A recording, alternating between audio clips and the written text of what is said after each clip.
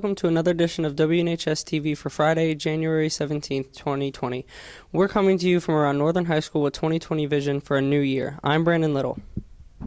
And I'm Leslie Porterfield. Today on our show, we'll talk to students and staff about their predictions for the NFL playoffs. We'll take a look at a variety of short student films from the Intro to Film classes. We'll discuss iconic pop culture moments from the past decade, and we'll review the newest season of the hit show You. Now on to our reports. Dom?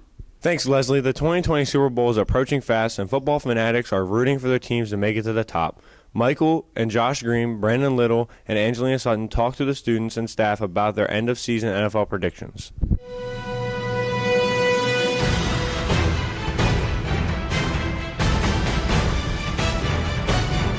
Okay, today we're going to find out the opinions of some of your classmates about the NFL. Who got slighted in the playoffs, who's the MVP, and other awards. All the opinions at Northern High School. I think the Kansas City Chiefs are going to win the Super Bowl just based off the teams they have to play. The Ravens, I feel like Lamar Jackson is going to choke in late playoffs, and the Chiefs are going to beat them. And their team is just unbelievably good. I think the Baltimore Ravens are going to win the Super Bowl. Lamar Jackson he's too good. That man's a beast. It's tough. If I had to pick one, I would have to say the Ravens because Lamar Jackson has been playing out of his mind.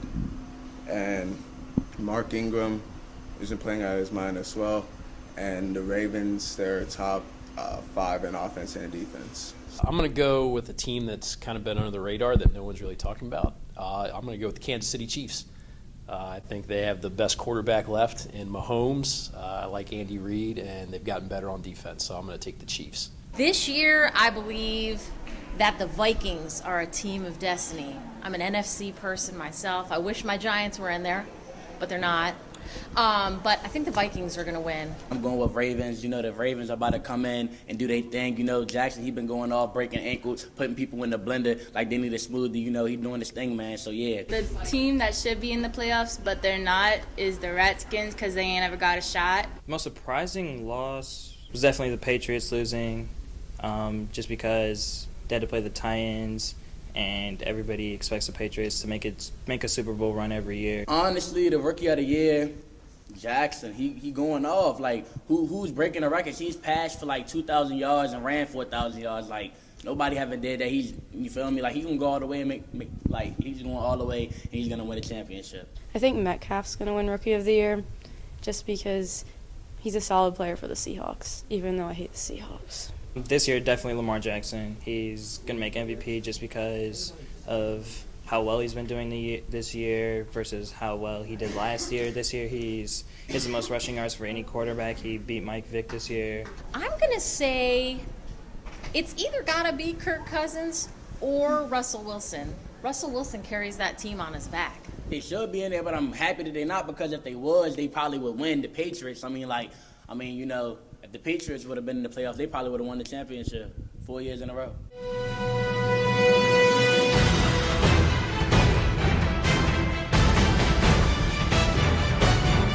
The 2010s were a unique period in history. Fidget spinners, twerking, and the invention of TikTok might make us collectively cringe now, but among the quick fads were a few impressive cultural moments. Sarah Meter, Dom Navarro, and I looked at some of the most important moments of the past decade.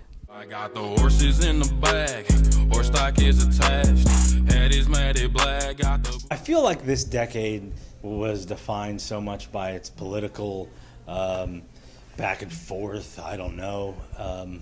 But when you look back through it, most decades were like that. I mean, the Vietnam War was split. I mean, you had civil rights split. So it seemed like this decade was so split, but was it more than any other one? I don't know. Something that really polarized us was when President Trump was elected. I think we all began to see each other, understood what other people stood for politically and socially. This decade compared to other decades is, I think we're less afraid to talk about things. Like before, people were uncomfortable talking about like who they were as a person, like sexuality or religion or political stances. People are more open to like talk about it and try to like discuss their differences and be more understanding with each other. I think it's great. Without a doubt, the most iconic thing was Vine, and like, it's because like no one know, like everyone knows Vine. Like who doesn't know Vine? Like road work ahead. Yeah, I sure hope it does. It created a sense of hope in people's hearts. It was the most inspiring and beautiful thing ever invented. The most iconic thing I think that shaped this decade was like TikTok and just music in general. Everybody in the high schools like doing TikTok and stuff. Like that's the main thing people are doing right now.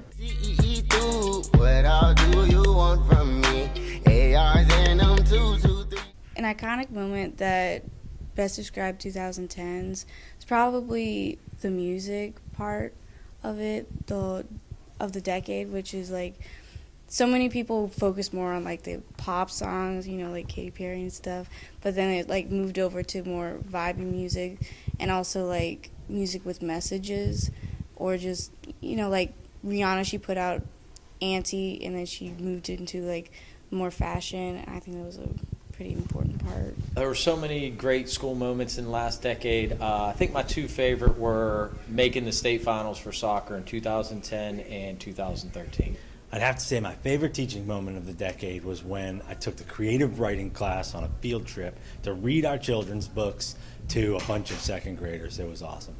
I think it was when we moved to the new school. It was just, it's so different for us, and it marked the beginning of a new era for us. I think all decades had their moments. I liked this past decade because I had my two daughters, so I thought that was life-changing and a lot of fun. 90s were pretty fun and a big life-changing decade for me. But I think all the decades that I lived through, from the 70s till now, were, you know, had their moments and were pretty exciting. I got the horses in the bag, horse stock is attached, head is matted black, got the... Every year, Mr. Kleitch's Intro to Film classes provide the student directors the opportunity to practice making their own films. Leslie Porterfield, Tamika Smith, and Kyle Watton chatted with students about their film projects.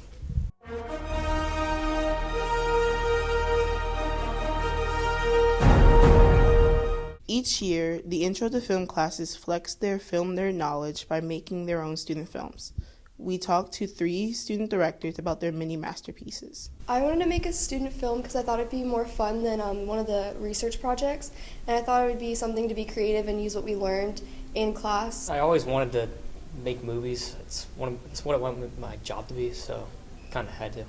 I thought it'd be fun. I also thought it was the easiest pick for the project. My film is called A Tic-Tac-Toe War, and it stars Jerry Whittington, Mason Lester, and Gabe Marisola. Mason Lester, he plays a genetically engineered tic-tac-toe soldier from Russia. Jerry plays the president, and Gabe Marisola, he plays a sensei. And I shouldn't have to worry. I haven't made a mark on a board since my wife died.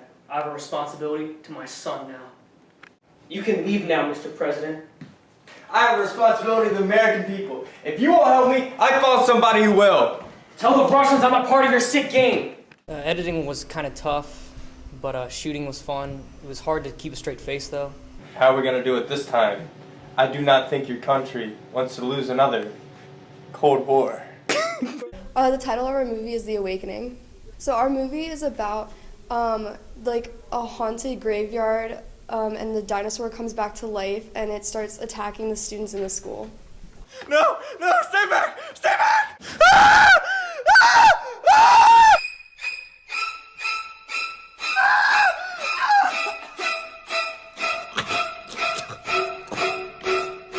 My favorite part is we were really trying to break the fourth wall for the humor part, and I really think it's going to come together and look really good.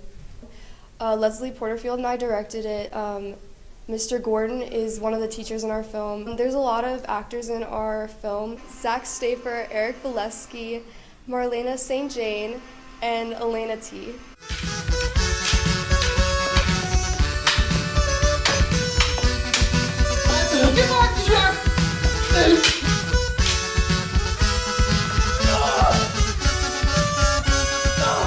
To be honest, we don't have a movie title, but don't tell anyone. Just kind of made up with my group what the plot was. Filming, it was pretty simple. We just kind of just took random shots and whatever. Editing was a little harder. I just put in random bits. Whoa! It's the sword of the Almighty Knight, Bolsec.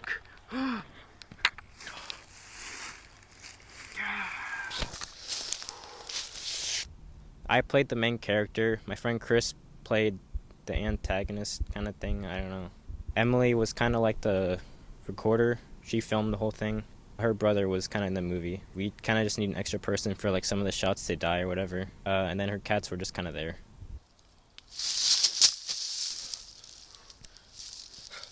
That's freaky, yo.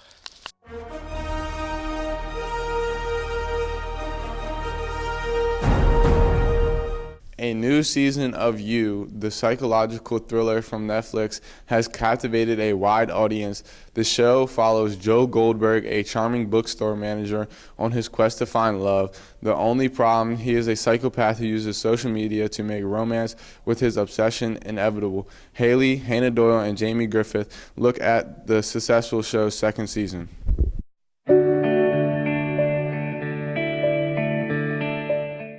The Netflix original series You recently released a second season. After all the rave Season 1 earned, Season 2 continues the story of Joe Goldberg and his abnormal creepy quest for love. The first season framed the story of a psychopathic stalker desperate to find love in New York City. The main character, Joe, falls in love with a quiet, book-loving girl named Beck. Throughout the Season 1, it becomes apparent that Joe is willing to do whatever it takes to keep them together, whether that's stalking her phone, following her, entering in her home while she's not there, or even murdering whoever stands in their way. The season ended on a cliffhanger with the audience questioning everything about his past and his ex-girlfriend Candace. Season 2 picks up with Joe, now living as Will Bettelheim in Los Angeles on the run from his ex. Joe promises himself he won't fall into his old ways and that this will be his do-over. But Joe quickly meets his new love interest, uniquely named Love, who is a culinary genius and a member of the wealthy and well-known family, the Quins. I wish I was special. Love.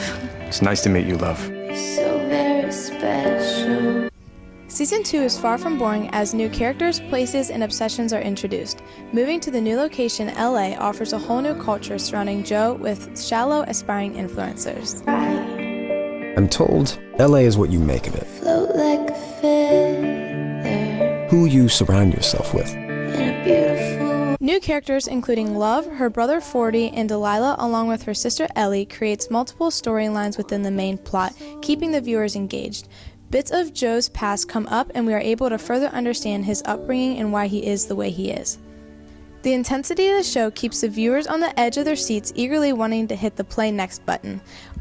While at times the show is a little gory for sensitive viewers, the season is arguably better than the first and leaves room for a Season 3 as we are left with another cliffhanger. Be whatever you want. You're so very special. We give Season 2 an A+. For WNHS, I'm Jamie Griffith.